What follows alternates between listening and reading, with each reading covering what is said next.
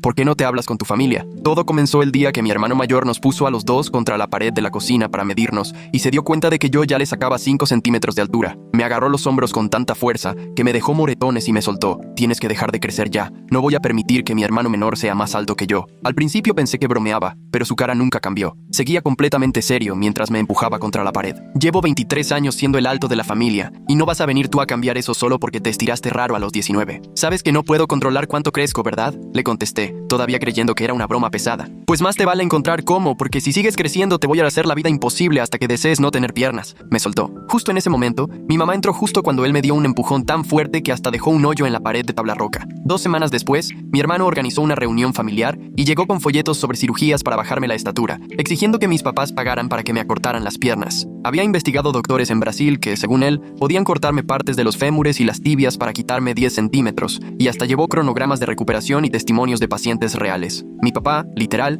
preguntó si necesitaba ayuda psiquiátrica, y mi mamá nada más lo miraba como si no reconociera al hijo que tenía enfrente. El terapeuta familiar, a quien casi le rogamos que fuera, le dijo que lo que pedía no solo era absurdo, sino que hasta podía ser delito si intentaba forzarlo, y mi hermano salió de la sala gritando que todos nos íbamos a arrepentir por estar de mi lado, que le iban a arruinar la vida solo por ser más alto. Pensé que ahí terminaba todo, pero no. Cuando fue mi graduación de la uni, llegó con unos zapatotes de plataforma de al menos 15 centímetros. Se fue directo al escenario cuando me daban el diploma y gritó enfrente de todos que él seguía siendo el hermano más alto, levantando los brazos como si hubiera ganado una medalla, tambaleándose con esos zapatos ridículos. Luego intentó salir en la foto oficial conmigo y acabó cayéndose de las plataformas frente a cientos de personas, tan fuerte que todos oyeron cómo tronó su tobillo. Pero ni así se fue al hospital. Sacó unas jeringas de los bolsillos y ahí mismo, en el pasto de la graduación, empezó a inyectarse hormona de crecimiento humana comprada en el mercado negro, gritando que iba a crecer 15 centímetros en 6 horas. Su novia trató de detenerlo, pero ya se había metido 12 dosis cuando le empezaron las convulsiones, y de verdad se escuchaba cómo se le estiraban los huesos, sonaban tan horrible que varias personas vomitaron. Se colgó de cabeza en el arco de la graduación, diciendo que así la gravedad lo iba a ayudar, y su columna empezó a crecer tan rápido que la piel de la espalda se le reventó. Estuvo ahí 8 horas, inyectándose más cada media hora,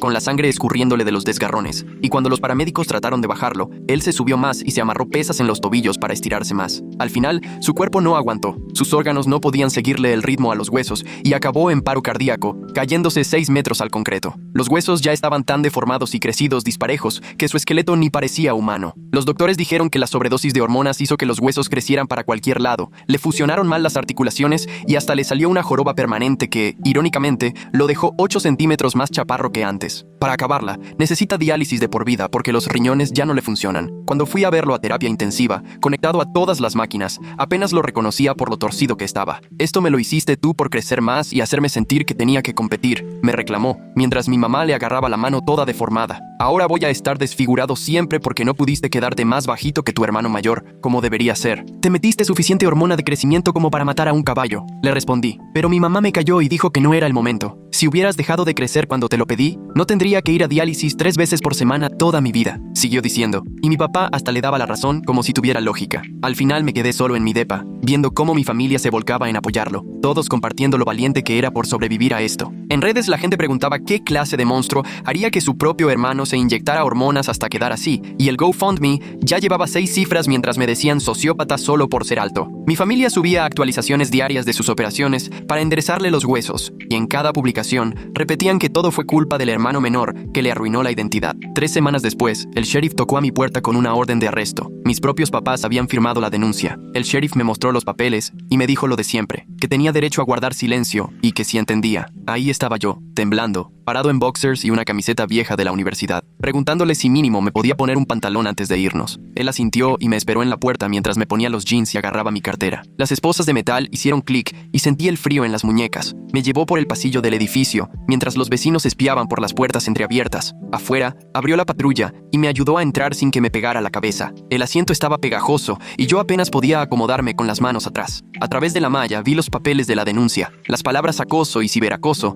saltaban en negritas en la parte de arriba del formato. Mientras manejábamos, me incliné para leer más y vi que mi hermano había llenado páginas diciendo que yo llevaba meses mandándole mensajes amenazantes por su estatura, con fechas y horas exactas en las que, según él, yo le escribía que si no aceptaba ser más bajo, lo iba a lastimar. Las mentiras eran tan minuciosas con fechas y horarios exactos, que hasta llegué a pensar que él mismo se las creía. Cuando me metieron a la cárcel, el policía encargado del registro me quitó las esposas y me hizo pararme junto a una tabla de estatura para tomarme las fotos. El flash de la cámara me deslumbró mientras yo sostenía una plaquita de plástico con números bajo la barba. Luego, el oficial me entintó cada dedo y los fue estampando en unas tarjetas, todo mientras me preguntaba si tenía enfermedades o tomaba algún medicamento. Le contesté que estaba sano, a diferencia de mi hermano, que necesitaba diálisis 3 veces por semana por una sobredosis de hormonas, pero él solo puso ninguna en el formulario y siguió con la pregunta de las alergias. Me dieron un overol naranja que apestaba a cloro y unas sandalias de plástico. Un guardia me escoltó por unas puertas pesadas que hacían un ruido seco y fuerte cuando se cerraban. Ya en la celda de detención, había 3 tipos sentados en bancas de metal atornilladas a la pared. Encontré un hueco y me senté, pensando en todo menos en que fueron mis propios papás quienes firmaron para que me arrestaran. La banca se sentía helada. Hasta se me metía el frío por la tela del overol. Uno de los tipos, que llevaba tatuajes en el cuello, me preguntó por qué estaba ahí. Cuando le dije que por ser más alto que mi hermano, se soltó riendo porque creyó que era chiste. Ni me molesté en explicarle toda la locura de las hormonas de crecimiento y los zapatos de plataforma. Así que nos quedamos ahí, sin hablar, viendo pasar a los guardias frente a los barrotes cada 15 minutos en sus rondines. Me tronaba el estómago porque ni siquiera alcancé a desayunar antes de que llegara el sheriff. Después de 6 largas horas, por fin un guardia gritó mi nombre y me dijo que ya podía hacer mi llamada. El teléfono estaba pegado a la pared, sin nada de privacidad, solo un cable de metal. Saqué la tarjeta de la Defensoría Pública que había agarrado en una feria de empleo de la uni. La recepcionista contestó al tercer timbrazo, tomó mis datos y me dijo que alguien me regresaría la llamada en menos de 24 horas, aunque ahí adentro ese tiempo se sentía como una eternidad. Como a las 7 de la tarde, un guardia vino a decirme que mi abogada ya había llegado. En la sala de entrevistas me encontré con una mujer más joven de lo que imaginaba, sentada con su blog legal amarillo. Se presentó como Madeline Camp, de la Defensoría Pública. Tenía la vista bien aguda detrás de sus lentes y apuntaba todo mientras yo le contaba desde el principio. Le solté todo: los zapatos de plataforma en la graduación, las inyecciones de hormonas, cómo mi hermano acabó deformado.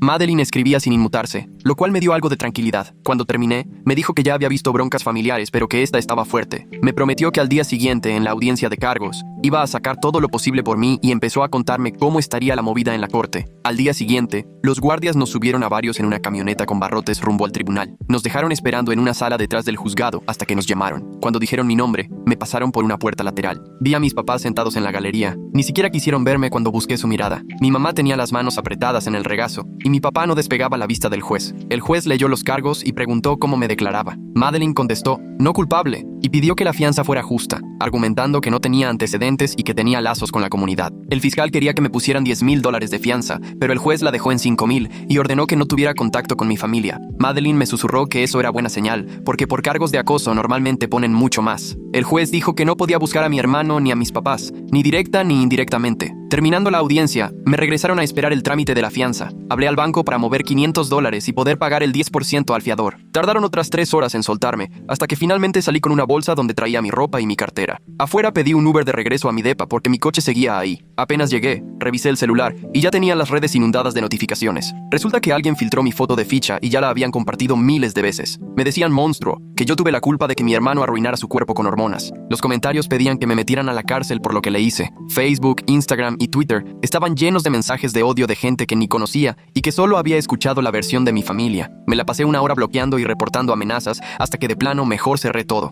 Al día siguiente, Madeline me citó en la oficina de la Defensoría en el centro y me explicó que la fiscalía tenía que probar que yo realmente mandé mensajes amenazantes. Como nunca hice eso, se les iba a complicar. Me pidió acceso a todos mis registros de llamadas y correos para preparar la defensa. Firmé unos papeles para que pudiera pedirlos a mi compañía y a Google. Me advirtió que esto podía tardar meses en resolverse. Esa misma tarde me llegó por correo la respuesta de la empresa donde tenía entrevista el viernes. Recursos Humanos me avisó que iban a seguir otro proceso con el puesto. Supe al instante que fue porque checaron mis antecedentes y vieron el arresto. Ahora, si buscas mi nombre en Google, lo primero que sale es la noticia de mi arresto y mi foto de ficha. Nadie quiere contratar a alguien que aparece como criminal en internet. Esa noche, mi teléfono vibró con otra notificación. Era una actualización en la página de GoFundMe de mi hermano. Mis papás habían publicado que yo me negaba a aceptar que lo llevé al límite. Salía mi hermano en la cama del hospital con la columna torcida en ángulos imposibles. En cuestión de horas, el GoFundMe subió de 100,000 a más de $200,000. Los comentarios se llenaron de gente diciéndome monstruo y que debía estar preso por lo que hice. Leí amenazas y mensajes de odio hasta que me temblaban las manos y se me cayó el celular. Al otro día busqué en internet algún terapeuta que atendiera traumas familiares y encontré la página de Carabón. Su consultorio estaba en un edificio chico en el centro. Pedí cita para esa misma tarde. Cuando llegué, me hizo sentarme en un sillón café y empezó a tomar notas en su bloc amarillo. Me pidió que le contara todo desde el principio y hablé casi toda la hora. Me interrumpió varias veces para anotar palabras como fusión familiar y manipulación. Me explicó que mi familia me había convertido en el chivo expiatorio por la enfermedad mental de mi hermano, que nada de esto era mi culpa y que las decisiones de mi hermano eran únicamente responsabilidad suya. Al salir de la sesión, vi a Madeline en su oficina y me soltó una mala noticia. Tenía que borrar todas mis redes sociales de inmediato. Me advirtió que cualquier cosa que publicara o comentara podía usarse en mi contra y parecer que estaba violando la orden de no contacto. Me senté a eliminar años de fotos y recuerdos de Facebook e Instagram mientras ella me supervisaba. Me insistió en que un solo error podía regresarme a la cárcel y que no podíamos arriesgarnos. Pasaron 2 semanas en las que casi no salí de mi departamento y pedía todo el súper a domicilio. Una tarde, Elliot Reed tocó a mi puerta con cara de preocupación. Me dijo que le inquietaba la presencia de la policía en su propiedad y que los otros inquilinos ya estaban preguntando. No me estaba desalojando todavía, pero me advirtió que si surgían más problemas tendría que reconsiderar mi contrato de arrendamiento. Le prometí que todo se mantendría en calma y se fue, pero me quedó claro que en el fondo prefería que me fuera. Al día siguiente, Madeline me llamó para avisarme que mi hermano había solicitado una orden de restricción temporal, alegando que lo había estado acosando en el centro de diálisis, aunque yo no había salido de mi departamento más que para ir a terapia o a juntas legales. Ella me aseguró que era una mentira evidente, pero que de todos modos teníamos que responder ante el juez y demostrar que yo no había estado ahí. Esa tarde recibí un correo de alguien llamado Travis Lane, que decía ser reportero. Había investigado el incidente de la graduación y encontró testigos que vieron a mi hermano inyectarse hormonas. Quería escuchar mi versión y decía que podía ayudarme a limpiar mi nombre. Madeline me pidió que por ahora no contestara, pero que guardara su contacto. En mi siguiente sesión de terapia, Cara me explicó cómo funcionan las dinámicas familiares en casos como el mío. Me dijo que mi hermano era el hijo dorado a pesar de sus problemas evidentes, porque mis papás simplemente no podían aceptar su enfermedad mental, y yo era a quien siempre culpaban de todo lo malo que pasaba en la familia. Me advirtió que esos patrones pueden tardar años en romperse, si es que alguna vez se rompen, y me dejó ejercicios para aprender a poner límites y reconocer tácticas de manipulación. Esa noche recibí un correo inesperado de Harper Molina, una excompañera de la universidad, que me contó que tenía en su celular el video del incidente con los zapatos de plataforma y las inyecciones de mi hermano. El video mostraba claramente cómo sacaba las jeringas de los bolsillos y se inyectaba mientras la gente intentaba detenerlo, y Harper estaba dispuesta a testificar a mi favor si hacía falta. Fue la primera buena noticia en semanas, y de inmediato se la reenvié a Madeline. 3 días después tuve que presentarme en la oficina del fiscal para hablar con Antonio Meyer, que resultó ser más joven de lo que me imaginaba, y de verdad se notaba que quería escuchar mi versión. Tomó notas detalladas del incidente de la graduación y me hizo preguntas muy precisas sobre los horarios. ¿A qué hora llegó mi hermano? ¿Cuándo empezó a inyectarse? Si alguien más lo vio con las jeringas y las hormonas. Le conté del video de Harper y anotó sus datos. Me dijo que revisaría todas las pruebas antes de tomar cualquier decisión sobre el caso. La audiencia de la orden de restricción se programó para la siguiente semana en el juzgado. Mi hermano apareció en pantalla desde su cama de hospital, viéndose peor que nunca, con la columna tan torcida que apenas podía sentarse, aunque estaba rodeado de almohadas. Le dijo a la jueza que temía por su seguridad y aseguró que yo le había mandado mensajes amenazantes. Madeline presentó los registros telefónicos que demostraban que yo no lo había contactado desde la orden de no contacto. La jueza revisó la evidencia varios minutos antes de tomar su decisión. Concedió una orden de restricción limitada que me prohibía acercarme o hablarle a mi hermano, pero no me obligaba a mudarme. Madeline lo consideró una victoria parcial, porque logramos evitar que él me sacara de mi departamento. Al terminar, me dijo que íbamos por buen camino, pero me advirtió que el proceso penal todavía podía tardar meses en resolverse. 2 días después, Madeline me citó en su oficina y la encontré emocionada, con papeles por todos lados. Me puso enfrente del reporte toxicológico del hospital y me señaló los números en rojo. El informe mostraba que mi hermano se había inyectado tanta hormona de crecimiento que pudo haber matado a 3 personas, y las notas del médico indicaban claramente que no hubo fuerza externa involucrada. Madeline me dijo que eso era clave para nuestra defensa, porque probaba sin lugar a dudas que él solo se inyectó. El forense escribió que las inyecciones eran autoinfligidas, según los ángulos y las zonas donde se las puso en los muslos. Hizo 3 copias del reporte y las guardó en diferentes carpetas, mientras me explicaba cómo esto tumbaba todo el caso en mi contra. Esa misma tarde, un mensajero me entregó un sobre del abogado de mis papás. Las manos me temblaban mientras lo abría. Era una carta donde me ofrecían retirar todos los cargos penales si yo firmaba una disculpa de 2 páginas admitiendo que contribuía a la disfunción familiar con mi comportamiento. Querían que me comprometiera a no hablar nunca en público sobre el incidente y a reconocer que tuve parte de culpa en crear ese ambiente tóxico. Llamé a Madeline en ese mismo instante y le leí todo mientras ella solo hacía ruidos de coraje. Me dijo que lo rechazara sin pensarlo, que firmar era aceptar la culpa de algo que yo no hice. Guardé la carta en mi cada vez más grande archivo de evidencia mientras intentaba no pensar en que mis papás realmente creían que yo merecía esto. 3 días después estaba en el consultorio de Cara, practicando algo que para mí era casi imposible. Me hizo pararme frente a ella mientras simulaba ser mi mamá, exigiéndome que le pidiera perdón a mi hermano. La consigna era decir simplemente no, sin dar explicaciones ni defenderme, solo un no firme sin espacio para discusión. Al principio, en automático empezaba a justificarme y explicar por qué no podía disculparme por ser alta, pero Cara me detenía cada vez y me hacía empezar de nuevo con un simple no. Después de 1 hora, ya comenzaba a salirme mejor el no caer en la necesidad de justificarme. Me explicó que mi familia me había enseñado a ceder siempre para evitar conflictos, pero que ahora necesitaba romper ese patrón. Al día siguiente, Madeline recibió un paquete de mi compañía telefónica con copias impresas de todos los mensajes de texto entre mi hermano y yo. Los extendió sobre la mesa de juntas y empezamos a revisarlos uno por uno, resaltando lo más importante con un marcador. Ahí estaba, clarito, un mensaje de hace 6 meses donde él escribió que me iba a hacer la vida imposible si seguía creciendo. En otro, decía que yo estaba arruinando su identidad por ser más alta y que me iba a arrepentir. Madeline tomó fotos de cada amenaza y comentó que todo esto se contradecía por completo con las acusaciones de acoso que él hacía. Los mensajes dejaban claro quién era el verdadero agresor, así que los agregó a nuestro expediente, que cada vez estaba más gordo. Esa misma semana, Travis Lane publicó un artículo sobre los peligros de la hormona de crecimiento del mercado negro en un sitio de noticias muy conocido. Usó detalles anónimos del caso de mi hermano, pero cualquiera de aquí podía darse cuenta de que era nuestra historia. El reportaje explicaba que ese tipo de hormonas pueden provocar que los huesos crezcan de manera descontrolada y causar fallas en los órganos. Entrevistó a doctores que dijeron que las dosis que tomó mi hermano eran suficientes para matarlo al instante. En cuestión de horas, la nota se viralizó y la sección de comentarios se llenó de personas poniendo en duda la historia de la graduación. Algunos empezaron a preguntarse por qué alguien se arriesgaría a inyectarse algo tan peligroso solo para ser más alto. Por fin, la gente comenzó a darse cuenta de lo absurda que era toda la situación, y la opinión pública empezó a cambiar. Antonio Meyer organizó otra junta, y esta vez llevó al paramédico que atendió a mi hermano durante la graduación. El paramédico se sentó frente a mí y nos contó exactamente lo que había visto ese día en el pasto. Dijo que cuando llegaron, mi hermano estaba consciente y alerta, pero se negó a ir al hospital. Incluso vio cómo mi hermano sacaba más jeringas y se inyectaba, mientras su novia le rogaba que parara. En su reporte escribió que los familiares intentaban detenerlo, no animarlo. Antonio tomó muchas notas y comentó que ese testimonio sería clave si el caso llegaba a juicio.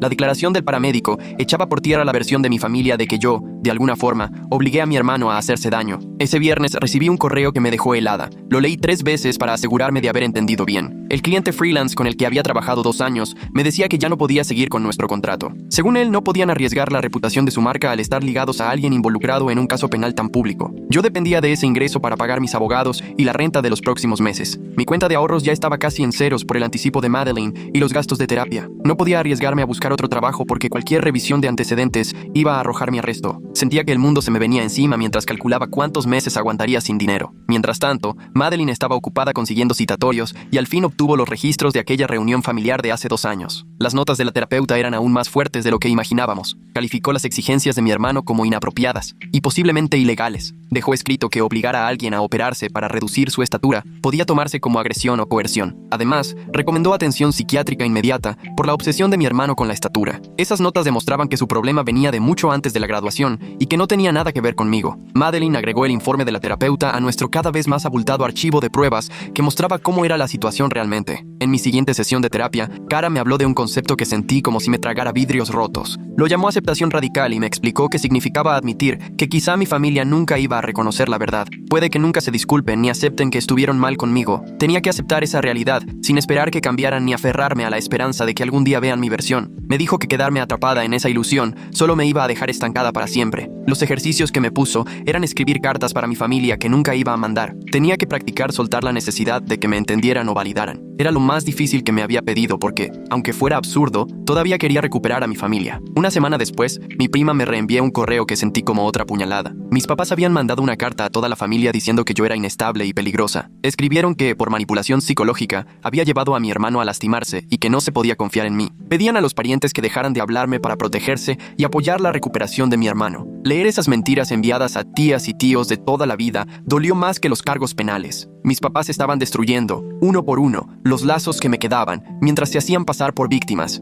Mi prima me dijo que no les creía, pero que otros sí se pusieron de su lado. La soledad fue brutal cuando entendí que no solo había perdido a mi familia cercana, sino también a la extendida. Travis Lane me llamó de nuevo al día siguiente, y esta vez Madeline aceptó que le diera una declaración breve sobre los mensajes amenazantes. Le conté que jamás le mandé mensajes a mi hermano, y que Madeline ya le había entregado mis registros como prueba. Ese mismo día sacó la nota con mi declaración, junto a una cronología detallada de lo que había pasado. Por primera vez, ahí estaban mis palabras reales, y no solo las mentiras que mi familia decía de mí. Los comentarios empezaron a cambiar y por fin algunos se atrevieron a cuestionar la versión de mi hermano. 2 días después, Antonio Meyer le habló a Madeleine con un dato enorme que había encontrado en la investigación. Los registros de la empresa de suministros médicos mostraban que mi hermano había pedido 12 cajas de jeringas y 20 frascos de hormona de crecimiento ilegal 3 semanas antes de la graduación. La dirección de entrega era su propio departamento y la firma del recibo era inconfundible. Eso tiraba por completo el argumento de que solo se le ocurrió inyectarse por algo que yo hice ese día. Madeleine no lo dudó y presentó de inmediato una moción para que se desestimaran todos los cargos con base en los registros de envío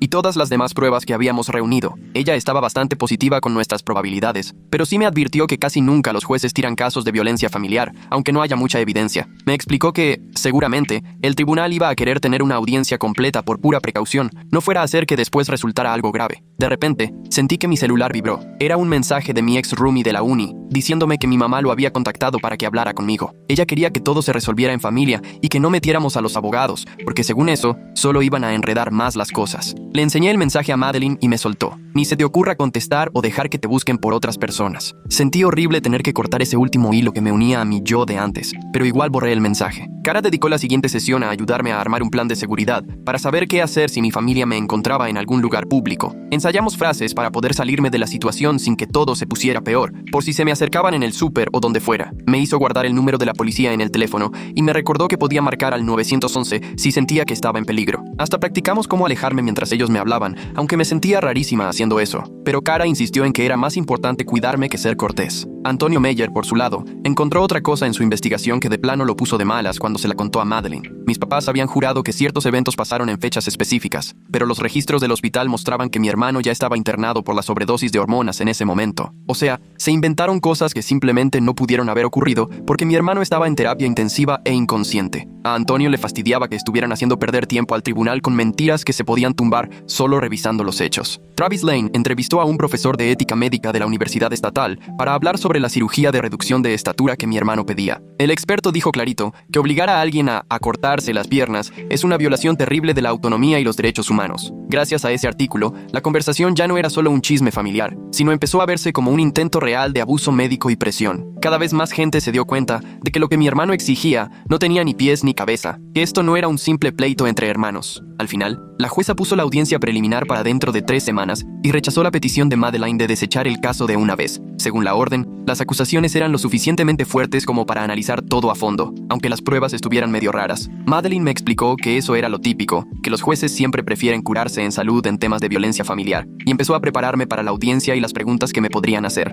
Me pasé los siguientes 4 días en la oficina de Madeleine, armando una línea del tiempo de cada cosa que había pasado con mi familia el último año. Revisamos mi agenda, mensajes, correos y todo lo que encontramos en redes, documentando paso a paso lo que pasó antes de la graduación. Al ver todo acomodado, el patrón saltaba a la vista. Incluso yo me quedé fría. La obsesión de mi hermano había ido creciendo por meses, con demandas y amenazas cada vez más locas que, de alguna manera, yo fui normalizando porque iban subiendo de tono poquito a poquito. En la línea del tiempo se veía clarito que él llevaba investigando sobre cirugías para reducir la estatura desde 6 meses antes de graduarnos, y hasta se metía a foros raros, de dominancia de altura. En la siguiente sesión, Cara me ayudó a escribir una declaración de impacto como víctima, aunque igual y ni la necesitáramos. Me dijo que me enfocara en cómo me había afectado emocionalmente y en el aislamiento, más que en atacar a mi familia directo. Trabajamos en cómo contar que las falsas acusaciones habían destruido mi vida, pero sin sonar ardida ni con ganas de venganza. Cara me recordaba que lo que más impacta es mostrar el daño real, no andar de acusona. Nos tardamos 3 sesiones en terminarla porque no podía evitar llorar cada vez que escribía sobre todo lo que había perdido. Madeleine la revisó y dijo que estaba perfecta. Transmitía el daño real de las mentiras sin ser agresiva. La metió al juzgado junto con todas las pruebas y documentos que juntamos para la audiencia preliminar. 2 días después, Antonio Meyer habló por teléfono con la terapeuta familiar que estuvo en esa reunión surrealista donde sacaron los folletos, y yo estuve en la oficina de Madeleine escuchando con el altavoz mientras ella tomaba notas. La terapeuta se acordaba de todo y le dijo a Antonio que las exigencias de mi hermano sobre la operación no solo eran raras, sino que la preocuparon de verdad como profesional. Comentó que justo después de esa cita, les recomendó a mis papás que buscaran ayuda psiquiátrica para él, porque forzar a alguien a operarse de esa forma era abuso. Así de simple. Antonio le pidió que pusiera todo por escrito para el expediente, y ella aceptó mandar sus notas de ese día, junto con su opinión profesional sobre el estado mental de mi hermano. Mientras esperábamos esa declaración, me llegó una notificación de correo que me hizo revisar el celular, aunque Madeleine seguía hablando sobre las pruebas. Cuando abrí la página de GoFundMe en mi laptop, Me di cuenta de que habían borrado casi todo el texto, sobre todo la parte donde me culpaban por lo de mi hermano. Alguien la había reportado y la plataforma sí hizo caso, quitando las peores mentiras sobre que yo lo había hecho lastimarse. Las donaciones seguían ahí, en 200,000, pero por lo menos la gente nueva ya no iba a ver esas calumnias. Madeline comentó que eso nos ayudaba, porque hasta una plataforma neutral pensó que las acusaciones eran tan dudosas que las quitó. Ese mismo día, llegó una carta del abogado de mis papás proponiendo un acuerdo mutuo de no contacto, que duraría un año, básicamente formalizando lo que ya estaba pasando, que nadie se hablaba. Madeline la leyó con calma y me dijo que no era una admisión de culpa de parte de ellos, pero se notaba que querían salir de esto sin pedir perdón ni retractarse de nada. Me dijo que lo pensáramos, pero que no aceptáramos nada hasta después de la audiencia preliminar, porque la jueza podría tirar el caso y así tendríamos más ventaja para negociar mejores condiciones. Los siguientes 3 días se me fueron volando entre preparativos y revisando papeles, hasta que de pronto ya era la noche previa a la audiencia y Madeline me citó en su oficina para una última repasada y explicarme paso a paso el procedimiento. Me fue guiando por todas las preguntas que el fiscal podría hacerme y me hizo practicar mis respuestas hasta que quedaran precisas, claras y sin posibilidad de malinterpretaciones. No dejaba de repetirme que mantuviera la calma, que no me enganchara ni me enojara, sin importar lo que dijeran, porque el fiscal iba a buscar provocarme para que pareciera inestable o violenta y así reforzar las acusaciones de mi familia. Estuvimos horas ensayando hasta que ya respondía hasta las peores preguntas con tranquilidad, sin ponerme a la defensiva ni hablar mal de mi familia. Al salir de la sesión iba rumbo a mi coche cuando me llegó una notificación de buzón de voz de un número que no reconocía, pero al escucharlo supe que era mi papá, la primera vez que oía su voz en meses. Se escuchaba cansado y como si hubiera envejecido, y solo dijo que no entendía cómo llegamos a este punto y que todo lo que pasó desde la graduación lo tenía confundido. No se disculpó ni reconoció que hubieran mentido sobre mí, pero el simple hecho de oírlo dudoso en vez de enojado fue la primera grieta en ese frente unido que tenía en mi contra. Guardé el mensaje y se lo mandé a Madeline, quien comentó que podría ayudarnos y después decían que yo no quería tener contacto. Mientras tanto, Travis Lane, que había estado cubriendo el caso, me avisó que iba a publicar su artículo al día siguiente, cuidando no poner nombres ni detalles que identificaran a nadie para proteger la privacidad de todos. Me contó que ahora el público ya no estaba molesto conmigo, sino que más bien sentían curiosidad por saber cómo una familia podía romperse por algo tan absurdo como una diferencia de estatura, y que la gente quería entender el trasfondo más que buscar culpables. Llegó la mañana de la audiencia, me puse mi único traje y manejé al juzgado, donde Madeline ya me esperaba con sus papeles y la computadora lista para mostrar nuestras pruebas. La sala era más chica de lo que imaginaba, solo tenía unas cuantas bancas y mis papás ya estaban hasta atrás, sin querer cruzar miradas conmigo. Antonio Myers, el fiscal, estaba organizando sus cosas y cuando entró la jueza nos pusimos de pie mientras ella tomaba su lugar y abría el expediente. Antonio comenzó leyendo de manera muy neutral los cargos en mi contra, mencionando las acusaciones de acoso y ciberacoso, pero también dijo que durante el proceso se había puesto en duda la validez de esas denuncias. Se notaba que solo hacía su trabajo, pero por su tono parecía que pensaba que todo esto era una pérdida de tiempo para el tribunal. La jueza le pidió que presentara pruebas y él llamó a su primer testigo, pero antes de que alguien subiera al estrado, Madeline se levantó y pidió permiso para mostrar un video que, según ella, aclararía los puntos clave y ahorraría tiempo. La jueza aceptó y Madeline conectó su laptop a la pantalla. De pronto, todos estaban viendo claramente el video de la graduación de Harper. Ahí se veía a mi hermano subirse solo al arco de graduación, mientras la gente le rogaba que bajara, y luego se veían las inyecciones una tras otra, con su novia tratando de quitarle las jeringas. Se escuchaba cómo gritaba que necesitaba ser más alto que yo, mientras su cuerpo temblaba por el efecto de las hormonas, y la jueza miraba la escena sin mostrar ninguna emoción, viendo cómo mi hermano se autodestruía en tiempo real. Cuando terminó el video, Madeline llamó al paramédico que atendió la emergencia, y él explicó que mi hermano estaba consciente y ubicado en tiempo cuando llegó, y que se había negado a recibir ayuda médica porque necesitaba ser más alto que su hermano menor. El paramédico leyó su reporte y dijo que mi hermano seguía inyectándose aún cuando intentaban detenerlo, y que repetía una y otra vez que no podía dejar que yo fuera más alto que él. Todo ese testimonio tiraba por completo la versión de mi familia de que yo lo había obligado o presionado a hacerse daño, y hasta Antonio Myers se veía incómodo conforme se acumulaban las pruebas. Cuando terminó de declarar, Antonio se puso de pie, miró a la jueza y habló fuerte y claro. En aras de la justicia y con base en las pruebas presentadas, el Estado solicita que se desestimen todos los cargos en mi contra por falta de pruebas y los testimonios contradictorios que hacen imposible la acusación. La jueza asintió y dijo que revisaría la solicitud,